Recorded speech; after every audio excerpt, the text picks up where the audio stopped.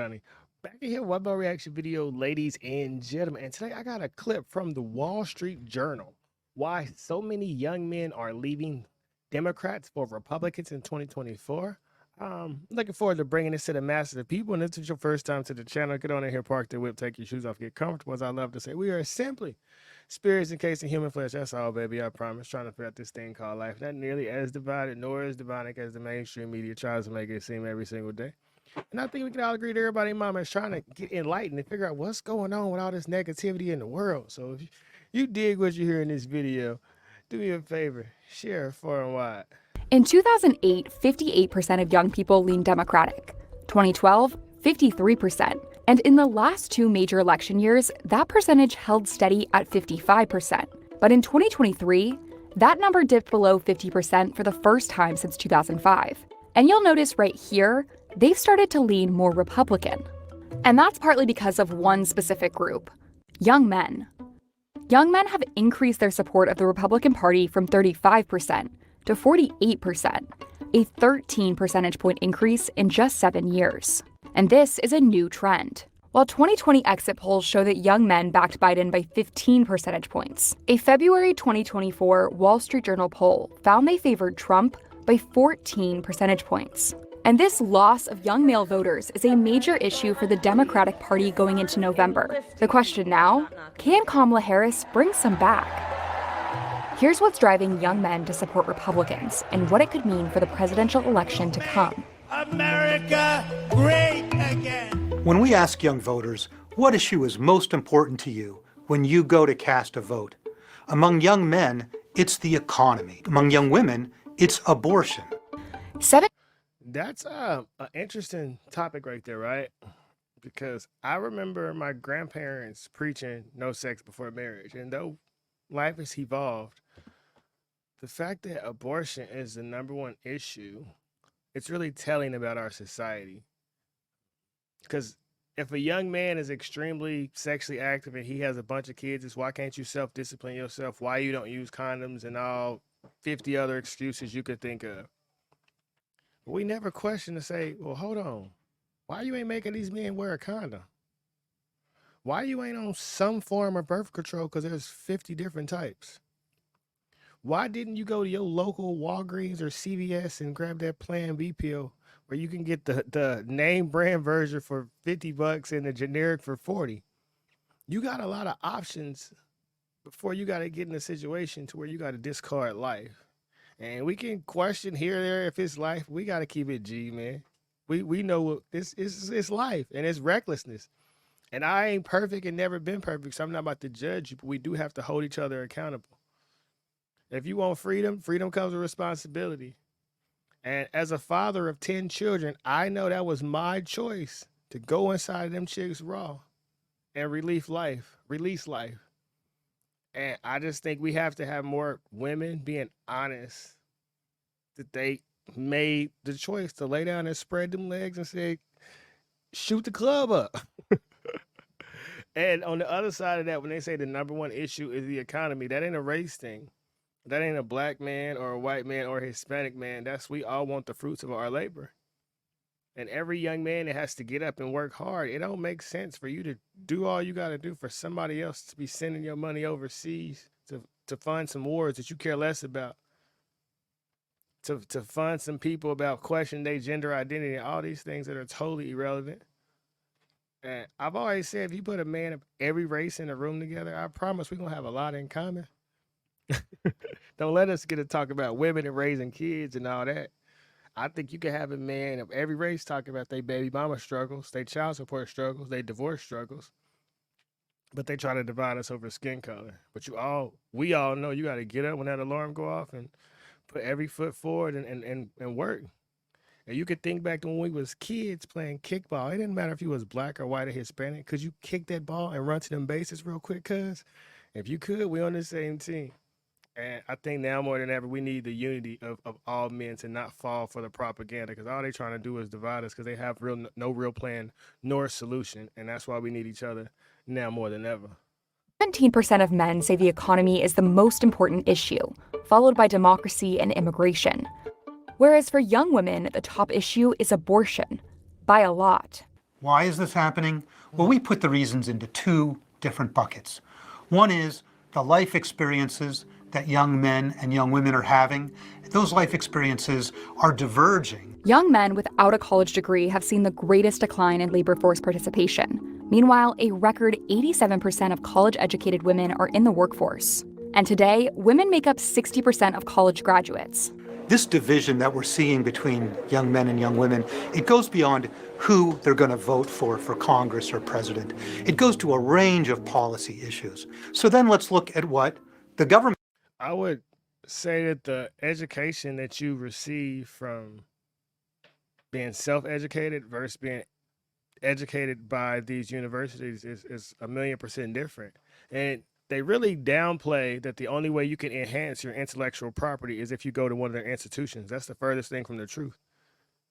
I've read more books independently on my own than I promised they ever would have had me read in a university. And because I'm constantly learning, the more I learn, I have a lot to learn. Versus if I went to a school and I completed my little 4-year thing and I got my certificate, look, mom, I made it. I'm all I'm doing is scrolling social media at that point. And the average person, once they graduate from college, they stop growing and stop learning. And that's not all, but most. Shout out Jesse Lee Peterson. But I can say as a young man who did not go to college, I understand that I have to learn every day. And the goal is to constantly get 1% better. And the minute I take a day off, is somebody outworking me. Versus, I think that degree gives a lot of people a false sense of job security. And as Earl Nightingale said, there is no such thing as job security. It's only security within yourself. Is offering. The Biden administration has moved to forgive federally funded student loans. That affects young women more than young men. During the 2019-2020 school year, 49% of female undergraduate students took out loans, compared to only 42% of male undergraduates. If I take out a loan on a house, I got to pay it back. If I take out a loan on a car, I got to pay it back. But if I take out a loan on school, I expect the government to pay it back. Make it make sense, gang. And 66% of all student debt is carried by women. The young women favored forgiving student loans by 45 percentage points. The young men were about equally divided. I mean, that's a big difference. Meanwhile, young men support extending Trump's tax cuts by 23 percentage points, which cut the corporate tax rate and reduced some individual income tax. And now, because of our tax cuts, you can keep more of your hard-earned money. But women oppose the proposed extension by 20 percentage points, a full 43-point difference. That's data that goes like this.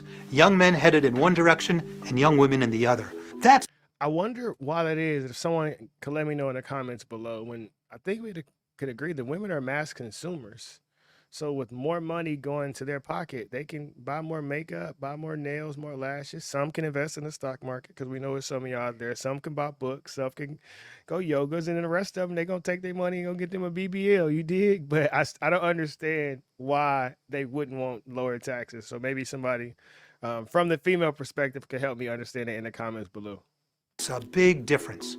Data does not usually segment young voters that remarkably. This is something new. Which brings us back to this chart. 22% of young female voters say abortion is their #1 issue in this election, a key aspect of Harris's campaign. We trust women to make decisions about their own body. Only Hey, so question on that. A woman chooses to abort the baby. The man wants to keep it. It's her body, her choice. The woman wants to keep the baby. The man doesn't want it. He's put on child support. Her body, her choice, once again. So I want somebody in the comments to help me understand this abortion argument, because it's so, I have baby mamas, I have a wife, so I'm a man that women didn't want to throw my kids away. They kept all of them things, you know. Not all of them. We'd have been through that. But anyway, as a man, you kind of have no security outside of, which I believe the greatest choice is not to have sex before marriage, because 1 minute of lust could ruin your whole life, or at least destroy you for 18 years. And I'm living through that currently. But on the other side of it, how do you protect yourself? And as a woman, what responsibility lies on you from the female perspective? If there's somebody out there watching this video, you have a choice to make this man wear a condom or not. You have a choice to spread your legs to this man or not. You have a choice to get a plan B or not. You have a choice to keep the baby or not. You have a choice to put the man on child support or not.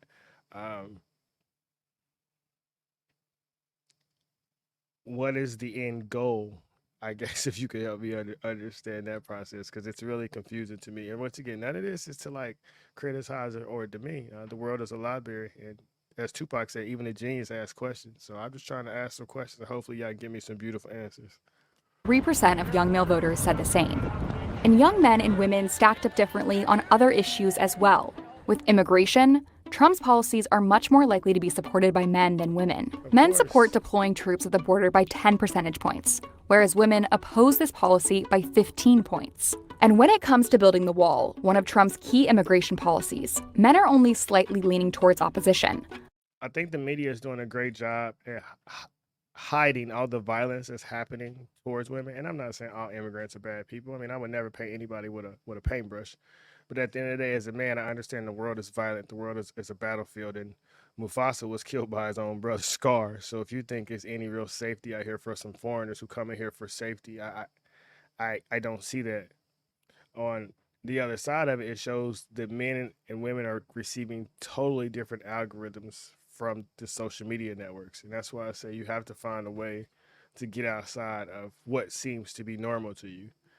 Twitter, to me, well, X seems to give you the most well-rounded view of the world, because I'd be finding some parts of society that I didn't even know exist, and there's some interesting things going on. But there's no reason that here in America that we all are American citizens. A lot of us go in the same classrooms and sit right next to each other, yet have 100% different views of the world. There's no reason so many husbands and wives have 1,000,000% different views of the world.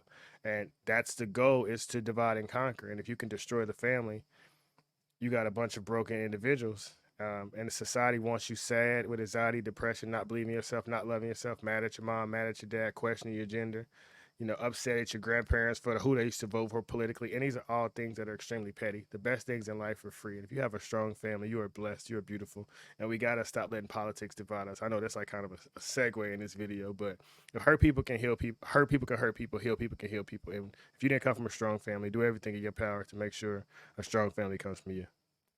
But women overwhelmingly oppose it. These gaps are hard to explain just by differences in lived experience, which brings us to the second thing that explains the gap between young men and women.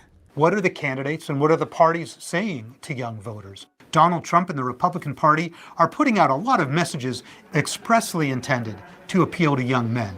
Donald Trump has gone to Ultimate Fighting Championship matches. He recently appeared on the podcast of Logan Paul. He went to a sneaker convention to sell his own brand of sneakers. We got to get young people out to vote. These are audiences that are overwhelmingly male and overwhelmingly filled with young men. And it's a way that Donald Trump and his campaign have been saying, hey, young men, I'm with you. I'm on the same page as you.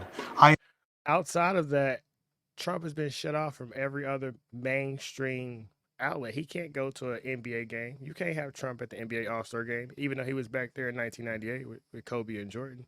He can't show up to the Super Bowl. Now, he does go to the national championship game in college, but all of those things have been bought out and paid for by Democrat corporations. That's why the NBA had Black Lives Matter on the court. If you turn on, I think Madden, 22 or 23, it say end racism in the field and all that. So they strategically did that to subvert our minds. However, as young men, man, we real curious individuals, and we don't just take no for an answer. We just don't follow somebody else's lead. That's the dopest part about the masculine energy, is that we always are craving to be the king of our own castle.